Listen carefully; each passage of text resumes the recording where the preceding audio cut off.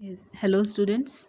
Now today we are going to start a second method of asexual reproduction, that is a second type of asexual reproduction, that is budding. अब budding क्या है? Bud आपको word से clear है. Bud means a small outgrowth. Now what is a budding? In this process a small part of the parent organism it grows out as a bud and which then detaches and becomes a new organism. मतलब कि एक parent organism से ठीक है एक small outgrowth निकलती है, उसको उस आउटग्रोथ को क्या नाम दिया है? As a bud.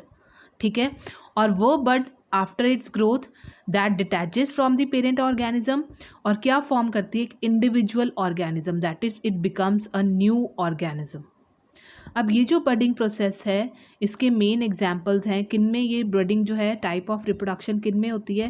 That is hydra and east. जो asexual reproduction process है of budding that takes place in hydra and yeast are the two examples. और भी एग्जाम्पल्स हैं पर आपके जो है सिलेबस में they are only two examples, that is hydra and yeast. Now first we are going to discuss about the hydra. Now you can see in your books this is a diagram of hydra. ठीक है, अब ये हमारे पास first A diagram में क्या है? It is a parent hydra. ठीक है, नाउ दीज पेरेंट हाइड्रा जब वो फुली डेवलप कर गया है, ठीक है, it is having a tentacles और ये सेंटर में जो है it is having a mouth.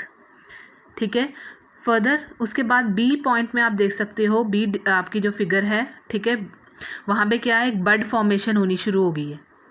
ठीक है, अब ये क्या है? स्मॉल आउटग्रोथ है. ठीक है, from a parent organism. After bud formation these forms, जब ये फुली बर्ड जो है वो पूरी बन गई है तो वहाँ पे भी क्या फॉर्म हो जाती हैं? आपकी टेंटिकल्स एंड माउथ फॉर्मेशन होना शुरू हो गया. ठीक है, जब टेंटिकल्स और माउथ फॉर्मेशन हो गई है देन दीज बर्ड जो है that detaches from it.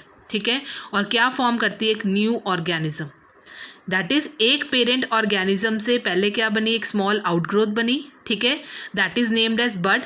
Further, it forms its own tentacles and mouth. Then it detaches from the parent organisms and forms a new organism. Clear? So this is an example of Hydra. Hydra आपने याद रखना, it is a multicellular animal which undergoes a process of budding. It is a multicellular animal. Now next example that they have taken is the of yeast. ठीक है, अब east यहाँ पे क्या है? It is a unicellular non green plant. ठीक है, आपने कंफ्यूज नहीं होना कि हमेशा कि बडिंग प्रोसेस से या फिर multicellular organism it can undergo reproduction by budding और unicellular, both can go under the process of budding. ठीक है, चाहे वो मल्टी सेलुलर का एग्जाम्पल आपने किया हाइड्रा और यूनिसेलुलर का एग्जाम्पल है आपका yeast. Now yeast is a tiny unicellular non green plant. ठीक है, ये भी रिप्रोड्यूस करता है by the process of budding. यहाँ पे आप देख सकते हो. ठीक है, it is a parent yeast cell that is consisting of nucleus inside it.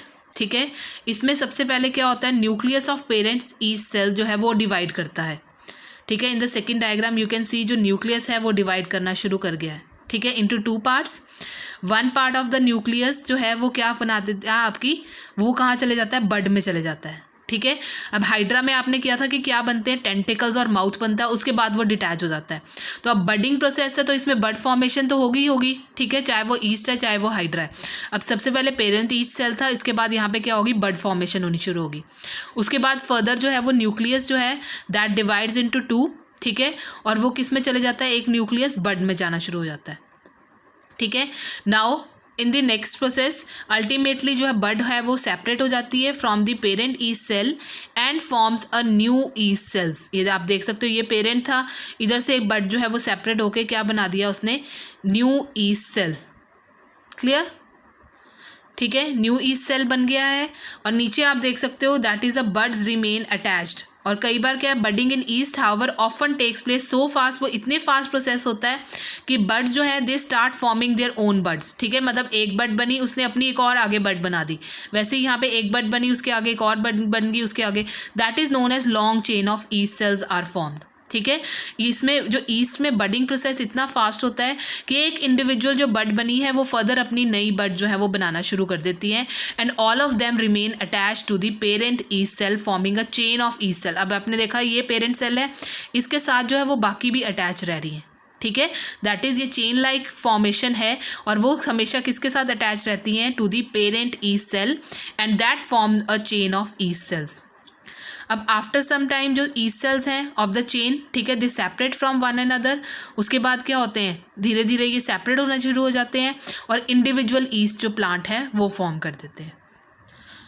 ठीक है, सबसे पहले पेरेंट ईस्ट सेल था, उसमें क्या है, बड फॉर्मेशन हुई, उसका न्यूक्लियस डिवाइड हुआ और एक न्यूक्लियस कहाँ पे चले गया, बड। ठीक है, और उसके बाद क्या है, न्यू ईस्ट सेल जो है वो बड सेपरेट होगी और न्यू ईस्ट सेल फॉर्म हो गया।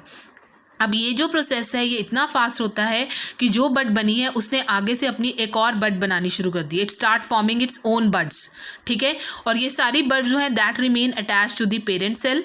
ठीक है, and it forms a chain of yeast cells. और आफ्टर सम टाइम ये जो ईस्ट सेल्स हैं of the chain they separate from one and other and forms a individual yeast plants, और एक इंडिविजुअल ईस्ट प्लांट जो है वो form शुरू कर देती है। ठीक है, इसको अगर आपने ईस्ट के रिप्रोडक्शन के लिए budding process, asexual reproduction in yeast by budding, you can study this in labs also. ठीक है, कैसे आप स्टडी करोगे, दे हैव टेकन 100